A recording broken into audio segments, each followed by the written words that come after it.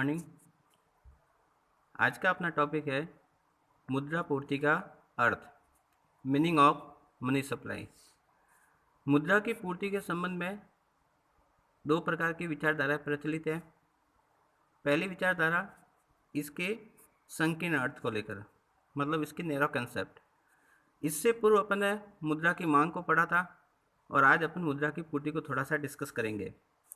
तो पहली वाली जो विचारधारा है, जो नैरो कंसेप्ट है, उसके अनुसार मुद्रा की पूर्ति से तात्पर्य था उसके केवल विनिमय माध्यम को लेकर, अर्थात इस कंसेप्ट के अनुसार मुद्रा की पूर्ति में केवल उन चीज़ों को शामिल किया जाएगा जहां मुद्रा एज ए एक्सचेंज के रूप में काम करती है।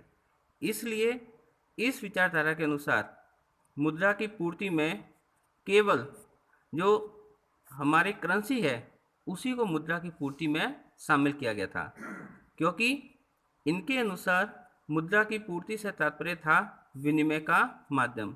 क्योंकि प्रतिष्ठित अर्थशास्त्री मानते थे कि मुद्रा केवल विनिमय के माध्यम के लिए है, इसके अलावा इसका और कोई कार्य नहीं है। इसलिए इस वाली विचारधारा के अनुसार मुद्रा पूर्ति का सीधा सीधा तात्पर्य था मुद्रा के वे रूप जिसमें मुद्रा को एज ए एक्सचेंज के रूप में यूज किया जाता है। तो इस वाली कंसेप्ट के अनुसार हम मुद्रा पूर्ति का सेंस क्या लेंगे, तो इसके अनुसार मुद्रा पूर्ति का तात्पर्य होता है जनता के पास करेंसी। यहाँ ध्यान रखने योग्य बात है कि करेंसी में दोनों चीज़ें आएगी, नोट और सिक्के। दोनों नोट और कॉइन दोनों करेंसी का ही पार्ट होते हैं। तो करेंसी वर्ड है और इसके अंदर ये दोनों चीज़ें इंक्लूड होती है। तो मुद्रा पूर्ति क्या हुई, जनता के पास में जो करेंसी है और बैंकों की मांग जमा। तो चूंकि ये दोनों चीज़ें मिलकर जो भी बनता था उसी को हम मुद्रा की पूर्ति मानते थे। तो ये संकीर्ण विचारधारा या नैरो कंसेप्ट थी, जिसके अनुसार मुद्रा की पूर्ति का तात्पर्य था विनिमय के माध्यम के रूप में मुद्रा का जो प्रयोग की जाती है वह, और इसीलिए इसके अनुसार मुद्रा की पूर्ति का तात्पर्य है जनता के पास उपलब्ध करेंसी और बैंकों की मांग जमाए। फिर समय के साथ साथ चीज़ें बदलती गई और फिर हमें लगा कि मुद्रा केवल विनिमय कार्य तक सीमित नहीं है, इसका कार्य दूसरे भी है। इसलिए बाद की जो अवधारणा प्रचलित हुई उसके अनुसार मुद्रा की पूर्ति में उसके विनिमय कार्य के साथ साथ उसके मूल्य संचय के कार्य का भी समावेश किया गया।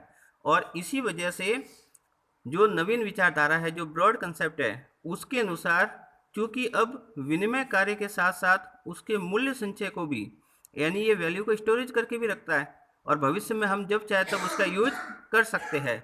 इसलिए इस ब्रॉड कंसेप्ट के अनुसार सप्लाई ऑफ मनी क्या है, करेंसी प्लस मांग जमाए प्लस सावधि जमाए।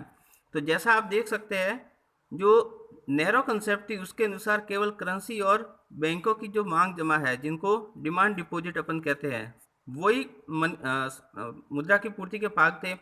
लेकिन आधुनिक विचारधारा के अनुसार करेंसी और मांग जमा ये तो नैरो कंसेप्ट आ गई, और इसके साथ साथ इसमें ये जो सावधि जमा यानी कि जो टर्म डिपॉजिट है, जिनको आप निश्चित समय से पहले यूज नहीं कर सकते, लेकिन वो भी आपके वैल्यू को स्टोरेज कर रही है। इसलिए इस वाली अवधारणा के अनुसार मुद्रा पूर्ति का तात्पर्य हुआ चलन प्लस मांग जमाए प्लस सावधि जमाए। तो ये तीनों मिलकर जो कुछ भी बनाएंगे वो क्या होगा, मुद्रा की पूर्ति। तो अब अपन निष्कर्ष रूप में देखें तो निष्कर्ष में हम कह सकते हैं मुद्रा की पूर्ति का तात्पर्य है किसी समय विशेष पर, हम एक पर्टिकुलर टाइम को यहाँ डिनोटेट करते हैं, एक देश में प्रचलित वैधानिक मुद्रा की कुल मात्रा। और यहाँ पे मैं आपको बता दूँ वैधानिक मुद्रा से तात्पर्य है यहाँ पर दोनों चीज़ें आएगी, आपकी करेंसी भी आएगी और आपकी बैंक जमा भी आती है। और बैंक जमा में दोनों चीज़ें शामिल होगी, आपकी डिमांड डिपॉजिट भी होगी यानी कि मांग जमा, और आपकी सावधि जमा भी होगी यानी कि टर्म डिपॉजिट। तो ये सब मिलकर इसकी जो ओवरऑल वॉल्यूम होगी, कुल मात्रा होगी, उसी को हम इकोनॉमिक्स में क्या कहते हैं, मुद्रा की पूर्ति। Thank you.